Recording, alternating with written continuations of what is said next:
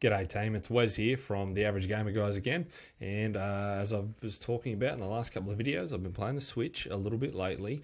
In the last few weeks, I've picked up a couple of games on special from JB Hi-Fi and EB Games that I've seen.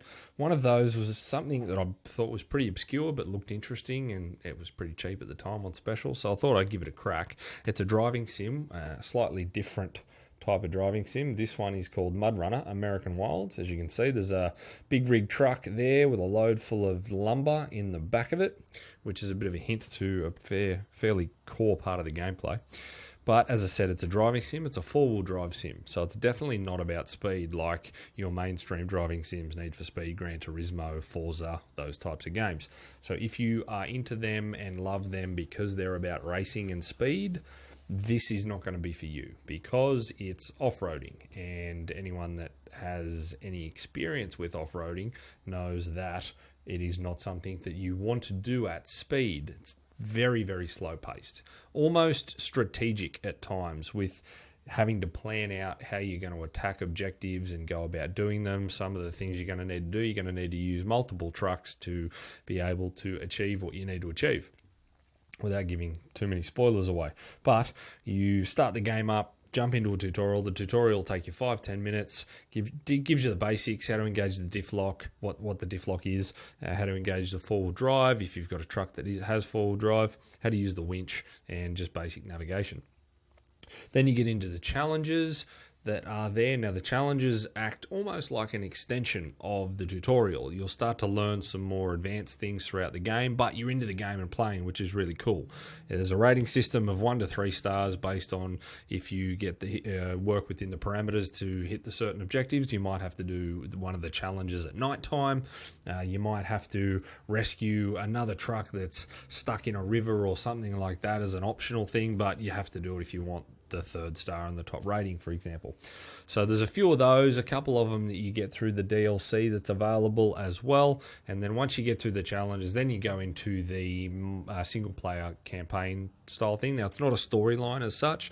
There's just a bunch of different maps with a heap of objectives that you've got to tick off for each map, and you'll have a couple of maps available, and you need to earn completion rewards or completion points to unlock more maps throughout the single player campaign. Now, there's no storyline or anything like that to that. There's no character creation or truck customization. You can't add decals and different colors and accessories and stuff to your trucks. It's just all about the gameplay. Now, there is a multiplayer feature or function as well. I haven't explored that myself. No one I know has this game, so haven't looked into that just yet. Just spent my time with the challenges and a little bit into the single player side of things. So we'll get into the rating systems now. There are 5 rating categories that we rate games on at the Average Gamer Guys, keeping in mind that they're from that point of view of the average gamer, which is a mid-30s gamer like me, full-time job, family, hobbies outside of work and gaming and stuff like that as well. So back when I was a bit younger, I might have been able to sit down and play games for 3, 4, 5 hours a day sometimes. Now, if I get a couple of sessions a week of half an hour to an hour, I'm happy. So we tend to look at the games from a slightly different point of view to the mainstream review sources on the internet that you find. So the categories, first, number 1 is learning curve. So learning curve is how easy is the game to pick up. When I turn it on, am I going to have to run through the tutorial 2 or 3 times to actually get the hang of it? Is it going to take me a long time to know what I'm doing and feel comfortable with the gameplay itself? So as I said, when you jump in, you've got a tutorial that'll probably take you 5 or 10 minutes at most. Then you're into the gameplay. So it is pretty straightforward in that sense, which is good. So that was great. I was into it pretty quick and playing, having a bit of fun. So for learning curve, I gave it an 8 out of 10 because it is something you will pick up the basics of it pretty quick. I mean, it's a driving sim. It's not going to be that complicated anyway. The second category is time to start. So what we mean by time to start, same thing. When you've got that half an hour to play, to squeeze in, sit down before bed or whatever, am I going to have to sit through 10 minutes of cutscenes, or am I going to have to sit there and spend 15 minutes creating a character before I can get into the gameplay? Like I said, you jump in, you get the main menu, you hit the tutorial, that takes you 5 minutes, and then you're in to the challenges or the single player mission. So I can't fault the time to start at all. So it's got to be a 10 out of 10 for that, because you really are straight into the game, which is fantastic for those restricted amounts of time when you got to play. Now, the next one is session time. Session time is sort of similar lines to time to start. When you've got 45 minutes or an hour or half an hour to play, with a small amount of time playing like that, do I get something out of it? Do I feel I've achieved things? And is it an enjoyable 30 or 40 minute session? So I gave it a 6 out of 10. Now, I just need to explain that rating a little bit more, because you're probably sitting there thinking, well, hold on a minute, you're straight into the gameplay and you've got little challenges to do, so surely you could knock some of those out and have a good session. And yes, you can when you're doing the challenges. It's just that the challenges, there's not a huge amount of them. There's not a limitless amount of challenges. Once you've done a challenge and you've got 3 stars on it, you're not going to go back and do it again. So the bulk of the time that you will spend if you play this game a lot will be in the single player missions, single player maps.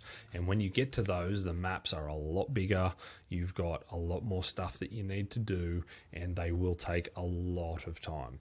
As an example, I was playing the other night in one of the single player maps, had to take one of the objectives. Now, there was multiple objectives, but one was to deliver, I think it would have ended up being 3 or 4 loads of lumber to a lumber mill.